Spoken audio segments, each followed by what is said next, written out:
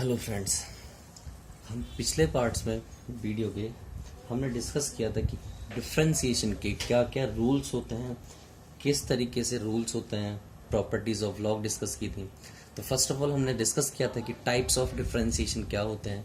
तो पहली आपकी टाइप थी that is simple differentiation, second power method, third trigonometric method, fourth is logarithmic and fifth is exponential. उसके बाद आपने कुछ स्टैंडर्ड रूल्स डिस्कस किए कि रूल्स किस तरीके से होते हैं जो आपको मेमोराइज करने पड़ेंगे, याद करने पड़ेंगे।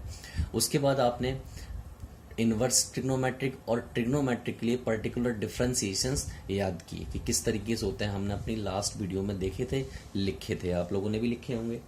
उसी तरीके से फिर हमने प्रोडक्ट रूल को सीखा, कोशिएंट रूल को सीखा, और देन हमने प्रॉपर्टीज ऑफ लॉग डिस्कस की थी लास्ट में बिल्कुल कि किस तरीके से प्रॉपर्टीज ऑफ लॉग होती हैं और हम किस तरीके से डिस्कस करते हैं। तो अब हम उन प्रॉपर्टीज को, उन रूल्स को किस तरीके से अप्लाई करते हैं और कहाँ पर अप्लाई करते हैं वो हम सीखने जा रहे हैं। तो हम सबसे पहले डिस्कस करते हैं कि आपका डिफरेंशिएशन कब और कैसे होता है। तो सबसे पहली टाइप होती है that is known as simple differentiation. क्या बोलते हैं इसे? Simple differentiation. तो सिंपल डिफरेंशिएशन को किस तरीके से अप्लाई करेंगे मैं पर्टिकुलर क्वेश्चंस लिखता जाऊंगा और आप लोग मेरे साथ डिस्कस करते जाएंगे।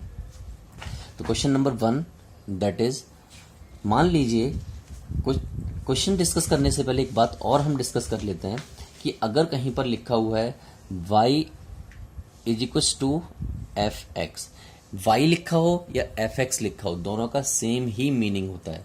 मान लीजिए मैंने इनको डिफरेंशिएट किया और डिफरेंशिएट करने के बाद y को लिखा y डैश लिखा हो या फिर y1 लिखा हो या dy ओवर dx लिखा हो या f डैश x लिखा हो, एक ही बात होती है, कोई डिफरेंस नहीं है। तो सिंपल डिफरेंशिएशन में आपका first question that is y is equal to x square plus 3x plus 4। तो हम इस क्वेश्चन को कैसे डील करेंगे देखिएगा। हमें डिफरेंशिएट करना है, differentiate with respect to x। तो y का differentiation that is dy over dx and the differentiation of x square, जो भी पावर है वो आगे आ जाएगी। क्या बचेगा? 2x। 2 पावर थी, एक पावर कम हो गई, पावर 1 बची, और 1 को लिखने का कोई मतलब नहीं है।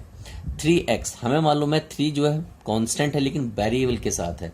जब वेरिएबल के साथ कांस्टेंट होता है तो हम उसे 0 नहीं लिखते हैं। तो 3 एज इट इज रहेगा और x का डिफरेंशिएशन हो गया 1, जिसको लिखने की भी जरूरत नहीं है। Differentiation of 4 this is basically a constant term without variable, it means it's a completely constant term. तो इसका डिफरेंशिएशन क्या होता है? 0। तो फाइनली हम लिखेंगे dy over dx that is equal to 2x plus 3। This is the differentiation of above question. तो इसी तरीके से हम आगे बढ़ते जाएंगे और क्वेश्चंस को देखेंगे। क्वेश्चन नंबर 2 लिखता हूं मैं। मान लीजिए लिखा हुआ है कि f x is equal to x की power cube plus 4x square plus 9x square plus p plus q। इस क्वेश्चन को हम करने जा रहे हैं और किस तरीके से करेंगे देखिएगा।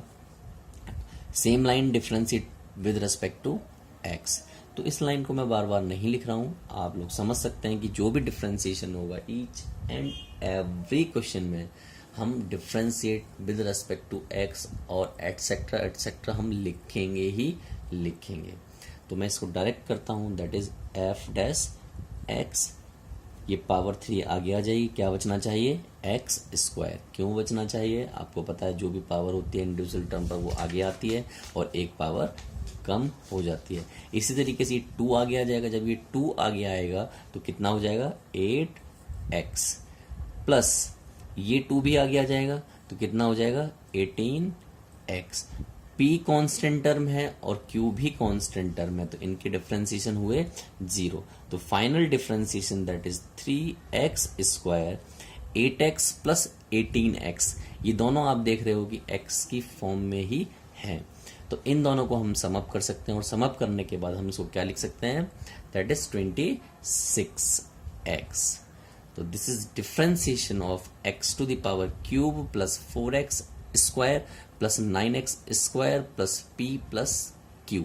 These are the differentiation of particular questions, simple questions. आगे बढ़ते हैं.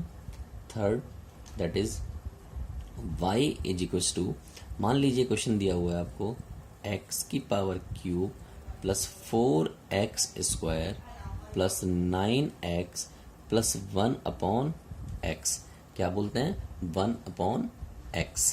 डिफ्रेंसिएशन करते हैं. मान लीजिए हमने इसको लिख दिया y1 डिफ्रेंशिएट करके, जैसे कि हमने सीखा था कि y को हम डिफ्रेंशिएट करते हैं तो y dash y1 dy over dx या f डैश x भी लिख सकते हैं. तो इसका डिफ्रेंसिएशन क्या होगा? 3x square plus 8x plus 9 plus the differentiation of 1 upon x. हमने differentiation of 1 upon x rules में सीखा था कि differentiation of 1 upon x that is minus 1 upon x square. क्या होता है? Minus 1 upon x square. तो यहां पर हम क्या लिख देंगे? Minus 1 upon x square. तो ये आपका डिफ्रेंसिएशन हो गया पर्टिकुलर सिचुएशन के लिए, पर्टिकुलर क्वेश्चन के लिए.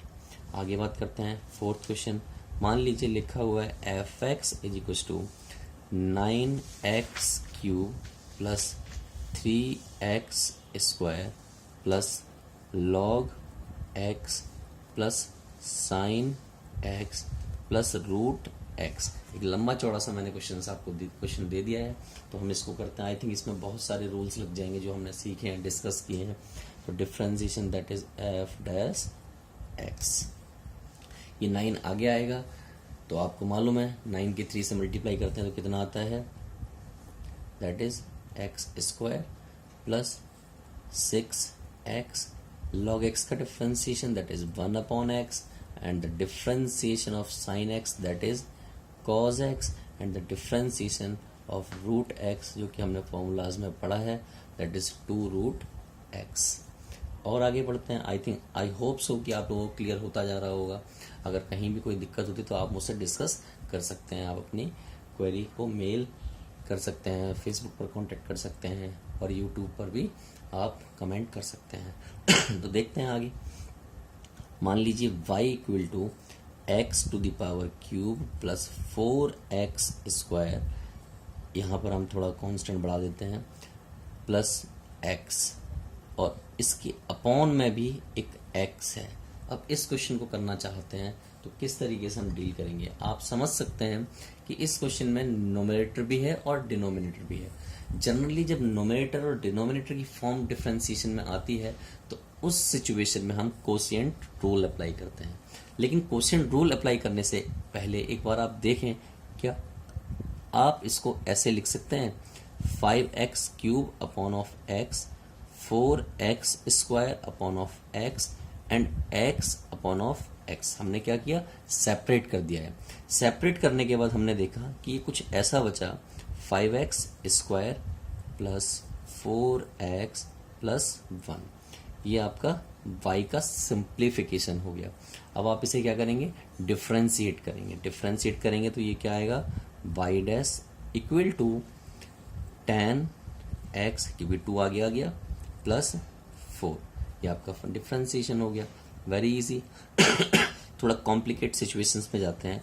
That is 6 y is equal to x to the power 3y2 plus x to the power 1y2 plus e to the power x.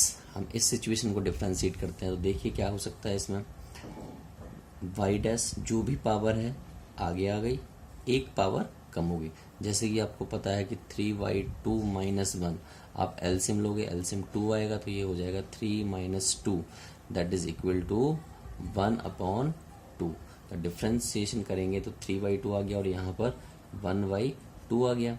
Similarly ये 1y2 आ गया और एक पावर और कम हो गई तो ये हो गया माइनस हाफ. और डिफ्रेंशिएशन e की पावर x, ये आपको पता है क्या रहता है? सेम ही रहता है. e की पावर x का डिफ्रेंशिएशन क्या रहता है? Same as it is. क्यों रहता है ये अभी हम इस क्वेश्चन को करने के बाद डिस्कस करते हैं क्यों डिफ्रेंशिएशन सेम रहता है. तो फाइनली आपका आंसर आ गया y dash equal to 3y2 root x plus 1/2 negative power है तो इसको आप नीचे ले जाके पॉजिटिव हाफ लिख सकते हो, यानी x की पावर प्लस हाफ, और हाफ मतलब क्या होता है √x, और ये आपका सेम रहेगा। हम लगे हाथों यहाँ पर e की पावर x का डिफरेंशिएशन e की पावर x ही क्यों रहता है इसको डिस्कस कर लेते हैं। बहुत सारे स्टूडेंट्स मुझसे भी पूछते हैं और बाकी लोगों से भी पूछते होंगे, बाकी टीचर्स को भी तंग करते होंगे कि e की पावर x का डिफरेंशिएशन e की पावर x ही क्यों रहता है, और लोग जनरली इसका रिप्लाई नहीं करते हैं, जवाब नहीं देते हैं स्टूडेंट्स को। तो देखिए e की पावर x का डिफरेंशिएशन e की पावर x ही क्यों रहता है। एक्चुअली e की पावर x की एक सीरीज होती है that is known as 1/x 1 factorial plus x² 2 factorial x³ 3 factorial. ये सीरीज आपकी कंटिन्यूटी में चलती रहती है, आगे बढ़ती रहती है। तो जब आप इसका डिफरेंशिएशन करेंगे तो डिफरेंशिएशन e की पावर x जब इसमें अप्लाई करेंगे that is dy/dx that is ex, तो आपको यहाँ पर भी डिफरेंशिएशन अप्लाई करना पड़ेगा। तो 1 का डिफरेंशिएशन हो गया 0, x का हो गया 1, 1/1 फैक्टोरियल, 1 फैक्टोरियल मतलब 1 होता है तो मैं आपको सिर्फ 1 लिख देता हूँ, x², इट मीन्स 2x बचा, और नीचे 2 फैक्टोरियल है, 2 फैक्टोरियल को आप लिख सकते हो 2 × 1 factorial. Similarly 3x² and 3 × 2 factorial. तो इसी तरीके से कंटिन्यूटी में चलता रहेगा। तो नेक्स्ट स्टेप में देखिए अभी क्या बचता है आपके सामने, ये बचता है 1 प्लस इस 2 से आपने इस 2 को कैंसिल कर दिया, इस 3 से आपने इस 3 को कैंसिल कर दिया, तो ये आपका बचा x/1 factorial plus x² 2 factorial plus in continuity. आप देख सकते हैं कि जो इक्वेशन यहाँ पर थी वही इक्वेशन डिफरेंशिएट करने के बाद वापस आ गई है। इसका मतलब ये किसके इक्वल है, e की पावर x के। तो हम क्लियर कट सीख सकते हैं कि डिफरेंशिएशन ऑफ e की पावर x e की पावर x ही क्यों होता है। Clear, okay. तो ये आपके सिंपल डिफरेंशिएशन के कुछ क्वेश्चंस थे, इनको हम थोड़ा और आगे बढ़ाते हैं। हम 6 क्वेश्चंस डिस्कस कर चुके हैं, हम 4 एक क्वेश्चन और कर लेते हैं, यानी कि 10 क्वेश्चंस करने के बाद हमारा सिंपल डिफरेंशिएशन कंप्लीट हो जाएगा। और हम सिंपल डिफरेंशिएशन में देन हम बाकी रूल से अप्लाई करेंगे, कोसेंट रूल अप्लाई करेंगे, प्रोडक्ट रूल अप्लाई करेंगे, ताकि क्वेश्चंस ईजिली हो पाए। तो आई होप कि आप लोगों ने नोट कर लिया होगा। मैं इसको रब कर देता हूँ, तो देखिए रब करने के बाद क्या बचता है और किस तरीके से हम इसको डिस्कस करते हैं।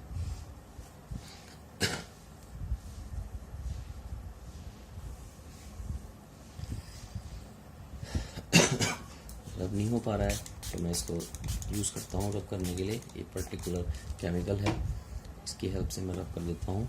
तो ये केमिकल काफ़ी हेल्पफुल है इस सिचुएशन में। तो इससे हमारी ये साफ़ हो चुका है।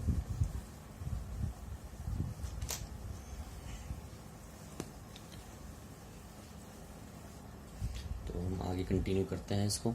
तो किस तरीके से कंटिन्यू करते हैं देखिएगा।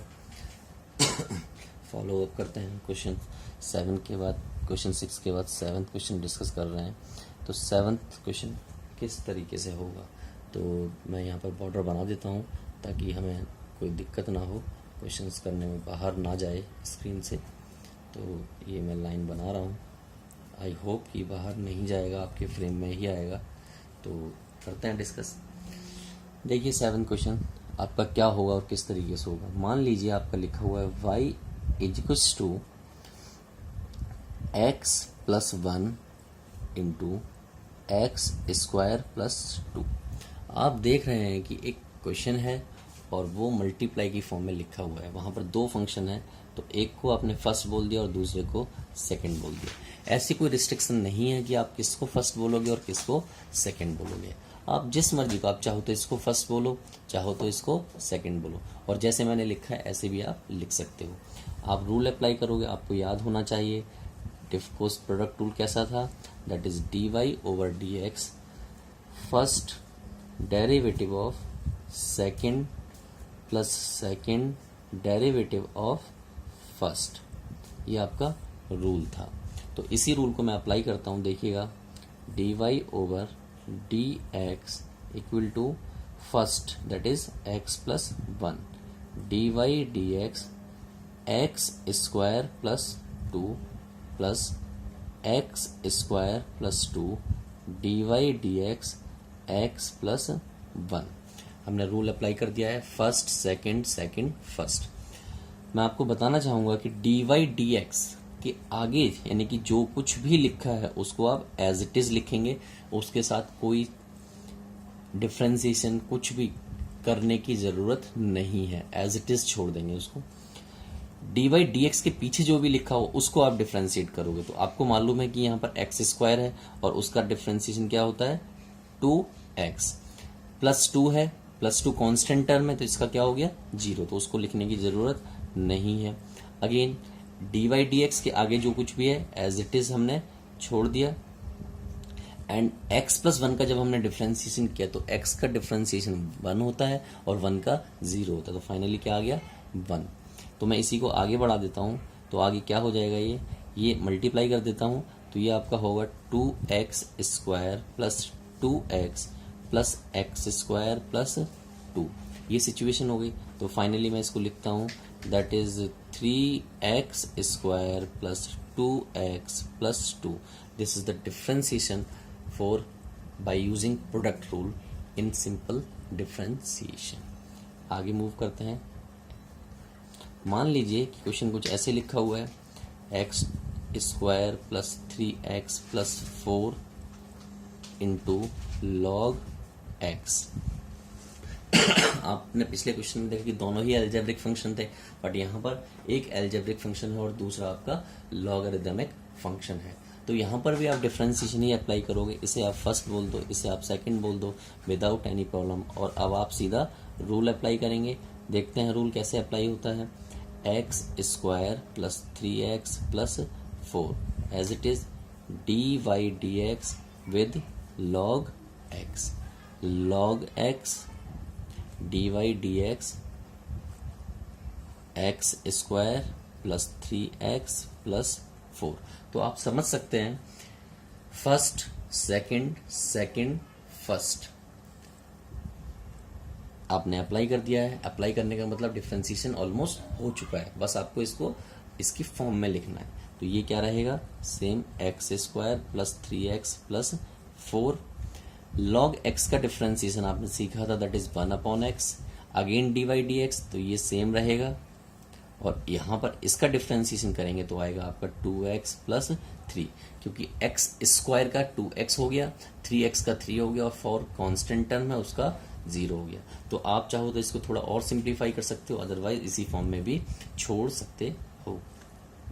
थोड़ा और आगे बढ़ते हैं। मान लीजिए कुछ इस तरीके से लिखते हैं वो y is equal to sine x into e की पावर x। आप देख रहे हैं कि ये भी दो फंक्शन है और दोनों ही मल्टीप्लाई की फॉर्म में है, एक ट्रिग्नोमेट्रिक फंक्शन है और एक एक्सपोनेंशियल फंक्शन है। तो इसको किस तरीके से डील करेंगे जस्ट सी इट। अगेन हम रूल ही लगा रहे हैं that is d y over d x sine x d y d x e to the power x plus e to the power x d y d x of sine x. First second second first. जब हमने differentiation किया तो sine x same रहेगा और ई की power x का differentiation same रहता है। अगेन ई की पावर एक्स सेम रहेगा और साइन एक्स का डिफ्रेंसिएशन कॉज एक्स। बस आप इतना कर सकते हो कि यहाँ से ई की पावर एक्स कॉमन ले सकते हो और ब्रैकेट में बचेगा sine x plus cos x. I think आपके फ्रेम में होगा ये। Now question number 10। आप इसी तरीके से और भी क्वेश्चन बना सकते हो, डिस्कस कर सकते हो। तो मैं एक क्वेश्चन और लिखता हूँ। ई एक्स का हम डिस्कस कर चुके हैं, कई सारे क्वेश्चंस कर चुके हैं, तो मैं इसको नहीं कर रहा हूँ, मैं इस पर हम बाद में डिस्कस कर लेंगे। तो ई एक्स को छोड़कर मान लीजिए मैं अप्लाई करता हूँ ए एक्स इंटू 1/x। आप देख रहे हैं ये फर्स्ट है और ये आपका सेकंड है, तो आप किस तरीके से अप्लाई करोगे देखिए। मैं इसको यहाँ पर अप्लाई कराता हूँ that is d y over d x. D y over d x लिखने के बाद ये आपका सेम रहेगा, d y d x of 1/x रहेगा प्लस 1/x रहेगा और d y d x of a to the power x रहेगा। तो डिफ्रेंसिएशन लिखते हैं क्या होगा। I think a to the power x का डिफ्रेंसिएशन हम लिखना भूल गए थे रूल्स में, लेकिन कोई दिक्कत नहीं है, मैं यहाँ पर आपको डिस्कस कर लेता हूँ। तो a की power x that is d y d x के आगे लिखा हुआ है तो एज इट इज रहेगा, कोई छेड़खानी नहीं। 1/x का करेंगे क्योंकि ये डी वाई डी एक्स के पीछे है, तो इसका आपको पता है क्या होता है, -1/x²। एंड 1/x सेम रहेगा, और a की पावर x का ध्यान से देखिए क्या होता है, ये सेम रहता है, और log e बेस ऑफ जो भी यहाँ पर लिखा होगा, a लिखा हो, 2 लिखा हो, 3 लिखा हो, 4 लिखा हो, जो भी कांस्टेंट टर्म होती है वो साथ में रहेगी। फिलहाल यहाँ पर a कांस्टेंट टर्म है तो a आपके साथ रहेगा।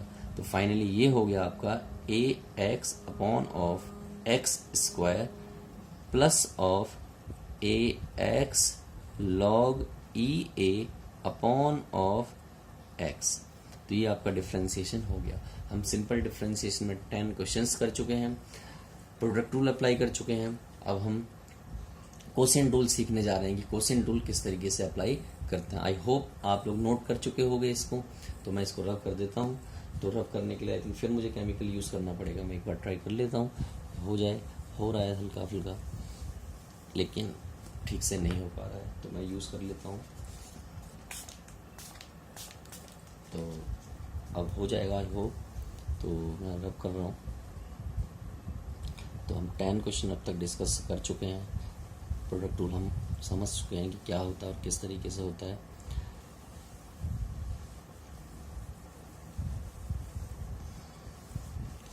बोर्ड का कलर चेंज हो गया है, थोड़ा और केमिकल यूज़ करता हूँ।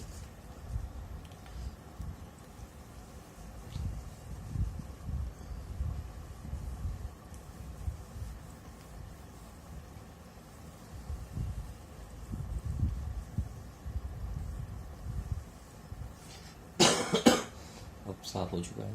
तो हम अब कोसेंट रूल अप्लाई करते हैं इसी में क्वेश्चन नंबर 11 पर। देखिए क्वेश्चन नंबर 11 पर कोसेंट रूल किस तरीके से अप्लाई होता है। मानते हैं कि y equal to x plus 3/4 plus x, ये क्वेश्चन है। तो हमने बोला था, हमने डिस्कस किया था कि जो भी डिनोमिनेटर में होगा उसको हम सेकंड लिखेंगे और जो भी न्यूमरेटर में होगा उसको हम फर्स्ट लिखेंगे। हमें रूल याद होना चाहिए, मैं आपको डिस्कस कर लेता हूँ। रूल डिफरेंट कोसेंट रूल की सिचुएशन में क्या था, second d y d x first minus first d y d x second, और अपॉन में सेकंड का स्क्वायर था। अगर आप भूल गए हैं तो उसको दोबारा से देख लीजिए। D y d x that is second d y d x first minus first d y d x second upon of second square. मैं इसको रब कर रहा हूँ, अपॉन ऑफ सेकेंड स्क्वायर। देखिए कैसे होता है आगे। तो मैं अप्लाई करता हूँ इसमें, that is d y over d x. Rule apply करते हैं, that is 4 plus x d y d x x plus 3 minus x plus 3 d y d x 4 plus x upon of जो भी आपका second था उसका square. क्या था आपका सेकंड, 4 प्लस एक्स, तो उसका स्क्वायर आपने लगा दिया है। अब आप इसका डिफ्रेंसिएशन करेंगे तो जैसे कि हमने प्रोडक्ट रूल में सीखा है, डी वाई डी एक्स से आगे जो कुछ भी लिखा होता है उसको हम एज इट इज़ छोड़ देते हैं। और जब हमने x प्लस 3 का किया तो 1 आता है, माइनस यहाँ पर x plus 3 as it is रहेगा और इसका 1 आएगा, upon of that is 4 plus x the whole square. मैं इसको ओपन करता हूँ क्योंकि 1 से मल्टीप्लाई करने पर कोई फर्क नहीं पड़ रहा है। Minus x minus 3 upon of 4 plus x का होल स्क्वायर। एक्स से एक्स कैंसिल हो गया तो फाइनली आपका बचा 1/4 प्लस एक्स स्क्वायर। तो कोसेंट रूल इस तरह से अप्लाई करना है। अब ये किसी भी टाइप के क्वेश्चंस पर अप्लाई हो सकते हैं, किसी भी टाइप के फंक्शन हो सकते हैं, जरूरी नहीं है कि दोनों ही अलजेब्रिक हों। जैसे कि मैं एक क्वेश्चन और करता हूँ, that is f x equal to, ये आपका साइन एक्स हो सकता है और ये आपका ई की पावर एक्स हो सकता है। इसमें अप्लाई करते हैं तो देखिए f dash x equal to e की power x d y d x sine x minus sine x d y d x e to the power x, और e to the power x का whole square, क्योंकि हमने सीखा है second का whole square होता है। तो इन दिस सिचुएशन e की power x same, sin x का cos x होता है माइनस sin x सेम रहेगा और e की पावर x का e की पावर x ही होता है, जैसा कि हमने पहले भी डिस्कस किया था और आपको एक्सप्लेन करके बताया भी था। ये आप लिख सकते हो e2x। ज़्यादा से ज़्यादा आप ये कर सकते हो कि e की पावर x कॉमन ले लो, इसके अलावा आप कुछ और नहीं कर सकते हो। कॉमन लेने के बाद आप नीचे से एक पावर कैंसिल कर सकते हो, तो फाइनली आपका बच जाना चाहिए, that is cos x minus sin x upon of e to the power x। ये आपका बचना चाहिए। नाउ हम डिस्कस करते हैं क्वेश्चन नंबर 13 किस तरीके से होगा। देखिए, मान लीजिए लिखा हुआ है y is equal to log x upon of tan x। मैं इसमें अप्लाई करता हूँ। देखिए यहाँ पर स्पेस कम है तो उसी का यूटिलाइजेशन कर रहा हूँ, dy over dx, that is tan x dy dx log x minus log x और dy dx tan x। I think आपके फ्रेम में होगा, नहीं है तो मैं यहाँ दोबारा से लिखूँगा, आप समझ सकते हैं, that is tan x the whole square. तो आप देखेंगे tan x सेम रहेगा, आपने एज इट इज़ लिख दिया। log x का 1/x होता है तो मैं उसको यहाँ लिख दे रहा हूँ, माइनस ये log x सेम रहेगा आपका, और tan x का sec स्क्वायर x होता है, इस tan x का sec स्क्वायर x होता है, अपॉन में ये हो गया आपका tan स्क्वायर x। आप इसको ऐसे ही छोड़ दीजिए, this is your final answer. These are the questions for simple differentiation based on simple differentiation of quotient rule. मैं 2 क्वेश्चन और करता हूँ कोसेंट रूल पर, तब आपके 15 क्वेश्चन कंप्लीट हो जाएंगे और तब आप कैपेबल हो जाओगे इजीली किसी भी क्वेश्चन को डील करने लायक। तो मैं देखता हूँ कि क्या कर सकते हैं। मैं ये रब कर देता हूँ, आई होप आपने नोट कर लिया होगा। तो क्या है हमारे वो 2 क्वेश्चन,